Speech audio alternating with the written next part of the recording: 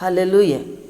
ప్రభువును రక్షకుడైన యేసుక్రీస్తు నామమున పేరట మీ అందరికీ శుభాది వందనాలు తెలియజేస్తున్నాను. ఏర్పాటు చేసిన దేవుని వాక్యాన్ని చదువుకుందాం. పరిశుద్ధ గ్రంథంలో నుండి న్యాయాధిపతుల గ్రంథము 13వ అధ్యాయము 24వ వచనంలో 2వ వరుసలో ఉన్న మాటను చదువుకుందాం.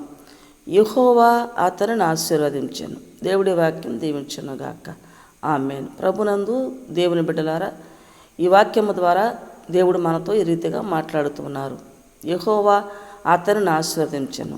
ప్రభు అయిన దేవుని యందు ఆసక్తి కలిగి దేవుని యొక్క పరిచర్య కొరకు మనల్ని మనం సమర్పించుకొని ఏ రీతిగా మనము దేవుని యొక్క పరిచర్య కొరకు, ఆయన రాజ్య వ్యాప్తి కొరకు ఉపయోగపడగలమో ఆ యొక్క సందర్భాన్ని మనము నెమరు వేసుకుంటూ జ్ఞాపకాలను తెచ్చుకుంటూ మరి సమయోచితమైనటువంటి ఆలోచన చేస్తూ మనము దేవునికి సమర్పణ చేసుకుని ప్రతిష్ఠించుకున్నప్పుడు ప్రభు అయిన దేవుడు ఆశీర్వదిస్తారని అభయమిస్తూ ఉన్నాడు. ప్రియ సహోదరి, ప్రియ సహోదరుడా, దేవుని కొరకు, దేవుని యొక్క పని కొరకు, పరిచర్య కొరకు, దేవుని యొక్క రాజ్య వ్యాప్తి కొరకు అనేక ఆత్మల రక్షణార్థమై మనము ప్రతిష్ఠించుకుని దేవునితో సహవాసం చేసినట్లయితే దేవుడిచ్చే గొప్ప ఆశీర్వాదాలు మన మీదకు వస్తాయి. ఆ రీతిగా మనముండి దేవుని ఆశీర్వాదాలకు వారసులుగా ఉండాలని ప్రభువు పేట తెలియజేస్తూ ఈ వాక్యాన్ని ముగిస్తూ ఉన్నాను. దేవుడి వాక్యం దీవించునుగాక.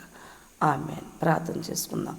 సకల ఆశీర్వాదములకు కారణభూతుడైన మా దేవ, మీకు వందనములు, స్తుతులు, స్తోత్రాలు చెల్లించుకుంటున్నాం. నీవిచ్చే ఆశీర్వాదాలు మేము పొందుకోవడానికి నా ప్రభువా ఏ రీతిగా మీ కొరకు మేము మరి సమర్పణ చేసుకోవాలో, ప్రతిష్ఠించబడాలో ఆ ప్రతి ఒక్క సంకల్పాన్ని మా ప్రభు మేము నెరవేరుస్తూ మీ చిత్తానుసారమైనటువంటి సహవాసములు నా ప్రభు మీ ఆశీర్వాదాలు పొందుకునే భాగ్యం దయచేయండి. ఈ యొక్క మరి కార్యక్రమాన్ని వీక్షిస్తున్న ప్రతి సహోదరి, ప్రతి సహోదరుడు, వారి వారి కుటుంబాలు మీకు ప్రతిష్ట చేసుకుని మీరు ఇచ్చే ఆశీర్వాదాలు పొందుకునే భాగ్యం దయచేయమని యేసునామమున అడుగుచున్నాము తండ్రి.